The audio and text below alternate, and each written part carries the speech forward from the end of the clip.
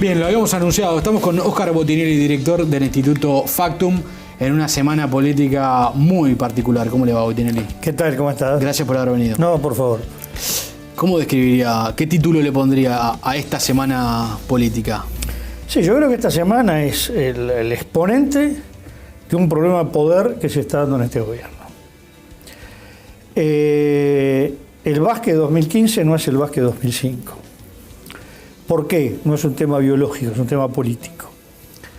El 2005 Vázquez era el líder de todo el Frente Amplio. Debajo de él había muy poderosos líderes de Corrientes. Mujica, Gargano, Astori, Arana, Marina Arismendi, que era la cabeza del Partido Comunista en aquella época, y el trío, digamos, de la Alianza Progresista, que eran Víctor Rossi, Rodolfo Noboa y Héctor Lescano.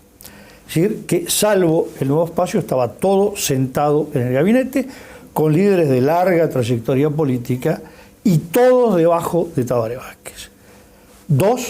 Tabaré Vázquez tenía de manera explícita un cheque en blanco otorgado por la dirigencia del Frente Amplio de nombrar, destituir y de aprobar las leyes que él dijera que había que aprobar. Ninguna de estas cosas ocurre. Y tercero, el Frente Amplio y toda la izquierda, incluyendo la izquierda social y los sindicatos, tenían el concepto de si fracasamos, sí, nunca más la izquierda se acerca al poder. Por lo tanto, tenemos que cuidar este primer gobierno. Claro. Entonces, ¿qué ha cambiado? Uno, Vázquez no es el líder de todo el Frente Amplio, sino más o menos líder de la mitad o de menos de la mitad, en pie de igualdad con un líder que es líder de la mitad o más de la mitad, también expresidente de la República, como José Mujica. Este es un cambio. Yo hace mucho tiempo que venía, por ejemplo, el Observador escribiendo que este gobierno iba a tener en algunos aspectos juego de poder una equivalencia al último gobierno tradicional, cuando estaba el presidente Jorge Valle y el expresidente Julio María Sanguinetti, cada uno con medio partido detrás suyo. Lo otro es que Vázquez repite, no tuvo cheque en blanco, y repite y hace, que no había hecho la otra vez, un gabinete que lo que domina es gente personalmente vinculada a él. Rossi ya no es la cabeza de la Alianza Progresista, Marina Arismendi no es la cabeza del Partido Comunista, María Julia Muñoz, Víctor Rossi, son personas vinculadas al presidente, no a sectores políticos que los estén soportando. Por lo tanto, sin cheque en blanco, sin un gabinete que exprese la pluralidad del frente, ¿qué mapa tenemos? 16 miembros en la Cámara de Senadores, 10 no responden a Vázquez, más bien uno diría, están en el entorno mujiquista y 5 a Vázquez. Uno podría considerarse más independiente, oscilante, Constanza Moreira. Claro. De los 50 diputados, 35 en el espacio mujiquista, 13 vasquismo astorismo y 2 independientes que podrían volcarse. Por lo tanto, el tope de Vázquez son 6 senadores y 15 diputados. Esto último es muy interesante porque uno puede decir, bueno, en realidad Vázquez ganó ahora con los mismos votos que había ganado hace 10 años, con lo cual, usted dice, no es el mismo Vázquez, pero en votos es el mismo. Ahora, los votos no son todos de Vázquez, hay muchos que son... Ganó el doctor Tabaré Vázquez del Partido Frente Amplio. Claro. ¿Cuántos de uno, cuántos de otro? Vaya uno a saber. Y las listas tienen una representación parlamentaria pero además tenemos un sistema En Uruguay la gente muchas veces razona como si tuviéramos no un régimen presidencial. Ojo, Uruguay no tiene sistema presidencial. Uruguay tiene un sistema semi-parlamentario o semi-presidencial. Porque aquí el Parlamento tiene una importancia mucho mayor que la aprobación de leyes, claro, como ocurre en los regímenes presidenciales. Acá el soporte del gobierno es el Parlamento. Y lo otro que la gente cree a veces, y los propios dirigentes políticos, que acá no se elige un presidente, sino un monarca absoluto. ¿Cómo? Si se eligió a Vázquez, ¿cómo no le dejan hacer lo que él quiere? No, se eligió a Vázquez, se eligió a 31 senadores, se eligió a 99 diputados. El gobierno es la combinación de todo eso. Se expresa, entre otras cosas, en el Consejo de Ministros. Entonces, lo que tenemos es que se está llegando al momento que saltan las tensiones producto de un Consejo de Ministros y un Poder Ejecutivo que no refleja la pluralidad del Frente Amplio y no se siente reflejada ahí la mayoría del Frente Amplio. Esto guste o no guste, ¿no? La pregunta que se impone es, ¿cometió un error Vázquez al armar su gabinete, al diseñar su gabinete, o hubiese sido peor quizás con otro diseño? No, yo creo, es error o acierto según cómo le vaya a uno en la feria. Es decir, visto lo que está pasando en la feria, a él le hubiera servido, ya sabiendo las dificultades económicas, que serán mayores o menores, ahí hay toda una discrepancia, la dirigencia sindical cree que acá hay un sector del establishment, incluyendo sobre todo empresarios, que están asustando sobre una posible crisis que no va a venir, ¿no? Eso está. Cada cual va a juzgar como cree que son las cosas. Pero que nadie discute que no es el escenario del gobierno anterior, ni del primer gobierno. Si es así, y Vázquez sobre todo es el que más tenía junto con Astori temor al futuro, bueno, lo mejor es compartir responsabilidades. Lo mejor era que tuviera figuras de fuerte peso comunista del MPP metidas dentro del gabinete en áreas claves, como se venía el tema de educación. Bueno, una persona orgánica de uno de estos grupos en trabajo, otra en educación, por ejemplo, ¿no? No que no tenga parachoques. Acá resulta que el gobierno toma una decisión, el gobierno en cuanto a poder ejecutivo, y los 2/3 de la bancada parlamentaria y el oficialismo están en el balcón, de brazos cruzados, miren lo que está pasando. Sí, en algunos casos incluso criticando las decisiones del gobierno y defendiendo... Algunos alentando a los sindicatos que se enfrentan al gobierno. Claro. Entonces, yo creo que ahí hay un primer problema que es de diseño de gobierno, de diseño de juego político. A mi juicio hay una mala medición de fuerzas de parte de Vázquez. Ahora, ¿es un temporal en 5 años? Digamos, ¿tiene que pasar agosto, tiene que entregar el presupuesto, negociar en el Parlamento para que no le cambien demasiado el presupuesto y después va a volver la tranquilidad? ¿O este clima puede mantenerse? Yo creo que esto va a depender... Si querés, otra cosa que me quedó colgada. Sí. El tema de la esencialidad. Sí. Puede estar bien o mal, gustar o no gustar, ser una medida autoritaria o no. Esa es otra discusión donde las posiciones van a ser básicamente, digamos, ideológicas, ¿no? Conceptuales políticas. Sí. En materia juego-poder, el tema es el siguiente. Hay medidas duras, desde una esencialidad a unas medidas pronta seguridad, en otros países un estado de sitio, que cuando se toman es para seguir la lógica que implica esa medida. La lógica de la esencialidad es que la esencialidad implica que si sigue una interrupción del trabajo, se destituye al que no va a trabajar. Claro. Y si no se está dispuesto a eso, no se puede tomar la medida. No se toma la medida. Esta medida es lo que los viejos paisanos decían y advertían. No se saca un arma si no se va a disparar, y mucho menos si no se tienen balas. Bueno, acá se sacó un arma sin saber si tienen balas, pero aparentemente ya con la certeza que era para tratar de amenazar solo con el arma, sin intención de dispararla. Entonces, no se saca el arma. Y mucho menos si te estoy apuntando, pero negociemos. Si vos decís tal cosa, yo el arma la guardo.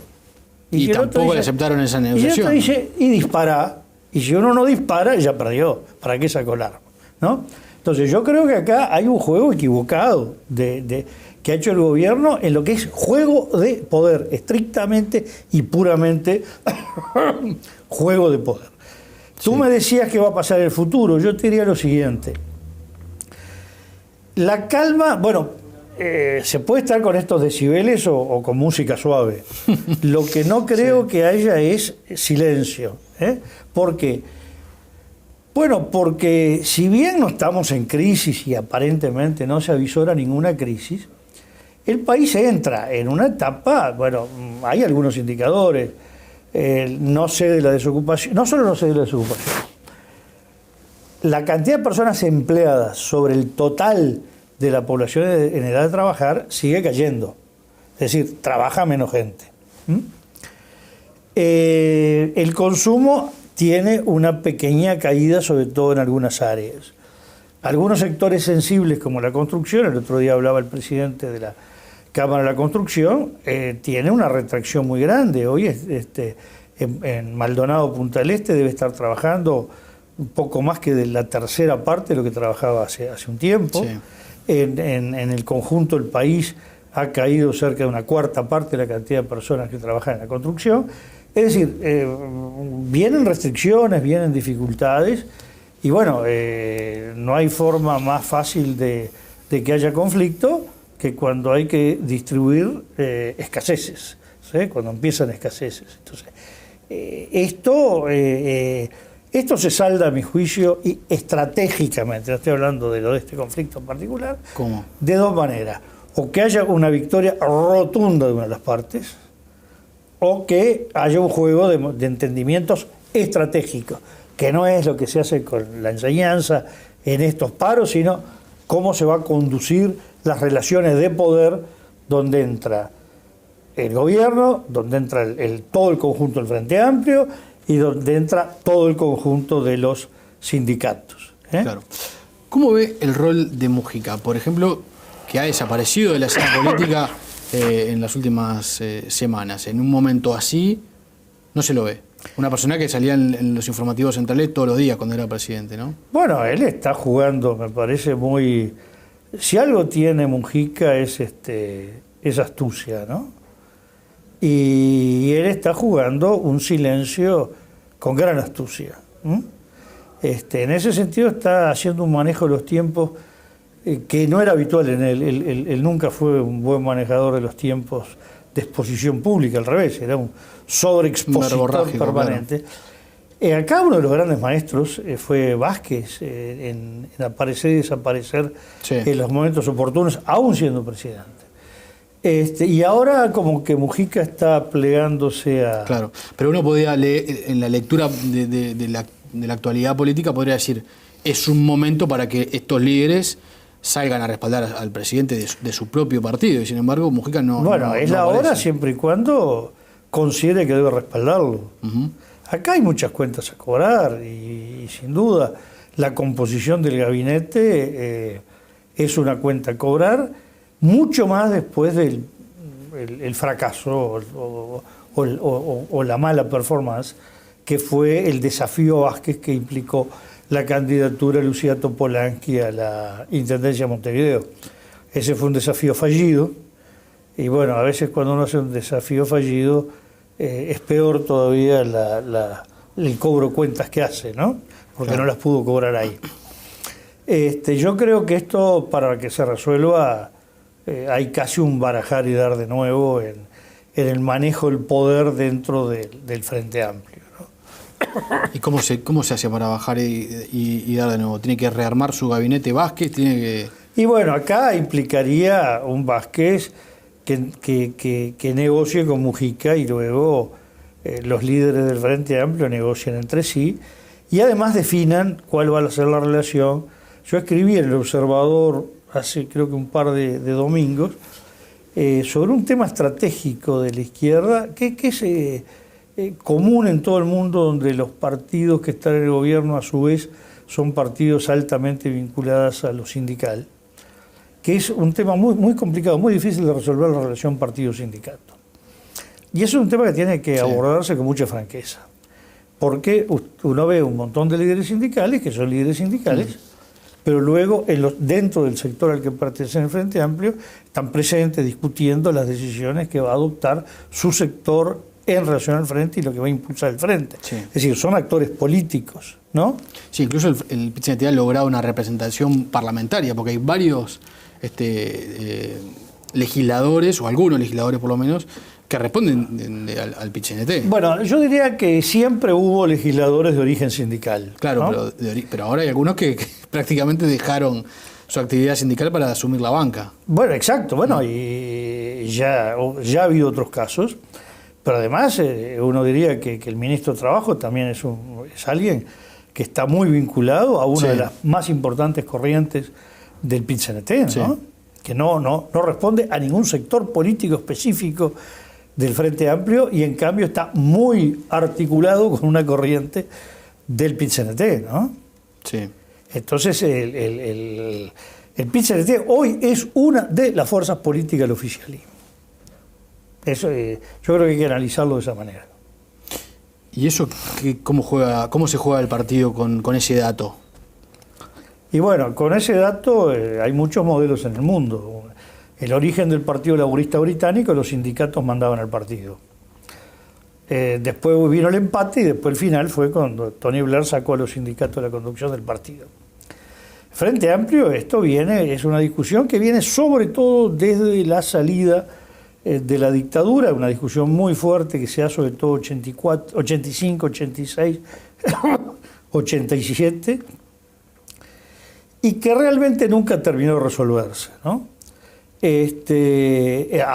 Yo recordaba en un artículo del Observador que ya en el golpe de Estado, ya producido el golpe, en la huelga general contra el golpe, Sereni hace un planteo muy claro, muy frontal, obviamente muy polémico. El Frente Amplio había reducido sus autoridades a un comando político 5 figuras. En ese comando político, él plantea esta huelga, esta resistencia a la dictadura es una huelga política. La conducción de una huelga política es política, la conducción política de la fuerza política, por lo tanto la conducción política está acá, en este lugar. No en la CNT. No en la CNT, acá. Y ahí estaban sentados Enrique Rodríguez o José Luis Macera, ahora tengo una duda.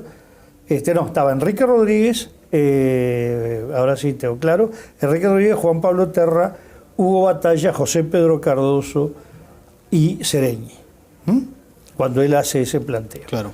Entonces, esa fue una concepción. Todo el mundo dijo que sí, en la práctica no fue así. La práctica, sobre todo después que termina la huelga general, hay una mayor autonomización de lo sindical. Pero no nos olvidemos que era un partido comunista con una fuerza muy grande dentro del Frente Amplio, que dominaba plenamente el movimiento sindical y con una concepción de verticalismo de la dirigencia política respecto al aparato sindical. Es decir, claro, los dirigentes sindicales eran parte de la dirección política de manera expresa, explícita, ¿no? Esto no está ocurriendo, pero lo que tú decías recién, por ejemplo, el caso del diputado Oscar Andrade, dirigente del Zunca hasta el 14 de febrero, diputado a partir del 15 de febrero, pero además cuando se discutía la ley de responsabilidad penal ingresaba a sala de la construcción, iba permanentemente a la Comisión de Legislación del Trabajo y un día representaba al Zunca, al otro día era diputado, al otro día representaba al Zunca y al otro iba como diputado y después va como diputado a discutir en el Parlamento. Es decir, acá hay una confusión de roles que se está dando de esta manera. ¿Es sano eso? Bueno, no es que sea sano, todas las cosas pueden ser sanas o todas las cosas están mal, depende de la óptica que tenga cada uno. Lo sano es cuando las reglas de juego son claras, no importa cuáles. En este momento las reglas de juego son desiguales. Cuando los dirigentes sindicales actúan dentro de la política, se ve como que es sano para la política. Cuando la política quiere intrometerse en la política sindical, dice, están violando la autonomía del movimiento obrero. Bueno, ahí lo que no es sano es ese discurso, es sano para el PCNT, no es sano para la fuerza política. Es decir, para el PCNT el reivindicar la autonomía por poder introducirse es fantástico, le da un gran poder, ¿no? Sin duda. Y al revés no tiene contrapartida porque no se sabe jugar, la contrapartida del lado del Frente Amplio. El Frente Amplio, además, veamos esto ocurre en el mismo momento que el Frente Amplio queda descabezado institucionalmente. Es decir, que hay un secretariado ejecutivo. Sí. ¿Qué importancia tiene la presidencia del Frente Amplio en este contexto, además? Bueno, la importancia que da una referencia a la fuerza política, además con una figura política senadora que no estaba solamente para administrar la sede del Frente o hacer actos, sino para tratar de coordinar cosas políticas. Y bueno, y la ausencia está marcando hoy como que se ve que el Frente como tal no está existiendo. Están existiendo las corrientes dentro del Frente. Esto es lo que se ve en este juego, ¿no? Si hubiera habido en este momento una presidencia del Frente, el solo hecho que la presidencia del Frente hablara o no hablara ya era un hecho político. ¿Y cómo se va a resolver ese rol de presidente del Frente Amplio? ¿Usted cree que ahí sí va a pesar el peso electoral que tuvo el MPP en la última elección? La presidencia se va a terminar de resolver el año que viene mediante elecciones. Y ahí, bueno, la última elección, el MPP falló, salió tercera su candidatura, o no me acuerdo, segunda, pero digo, una gran distancia, muy parejos Agassi y Enrique Rubio, con Mónica Xavier muy despegada. Bueno, se verá en esta instancia, depende cada cual qué candidatura juegue, pero sin duda esto pasa por una nueva elección, y mientras tanto adquiera la forma que adquiera, va a ser un interregno con una dirección, como dirección del frente, muy débil. Para terminar, Botinelli, hablamos del Frente Amplio, de los dos grandes grupos y ese balance entre el vasquismo y el mujiquismo. El PIT-CNT, como usted decía, ya como un grupo político más dentro de la fuerza. Sí, yo diría como un actor político, no como un grupo. Hay un matiz ahí en el concepto, ¿no? ¿Y la oposición? Yo la oposición la veo muy débil. Porque en este mapa parece que ya se reparten todo el juego entre esos tres grandes actores, ¿no? Sí, pero además el tema es el siguiente. La oposición a veces juega que la alternativa al Frente Amplio es encontrar la figura que logre enfrentar al Frente. Por supuesto, encontrar una figura es importante, pero a veces lo importante no es la figura, es todo un proyecto, toda una institucionalidad, que puede ser un partido político, puede ser más de un partido político, pero que juegue con un espacio claro de propuesta. Y la oposición, perdón, yo ando con una... Sí, Esto es el subproducto de las elecciones argentinas. Me contaba esto por haber ido de observador internacional, invitado por las autoridades electorales argentinas, y me regalaron una fenomenal bronquitis infecciosa. De la que todavía sufre las consecuencias. Sufre las consecuencias. Sí. El tema es el siguiente, a ver.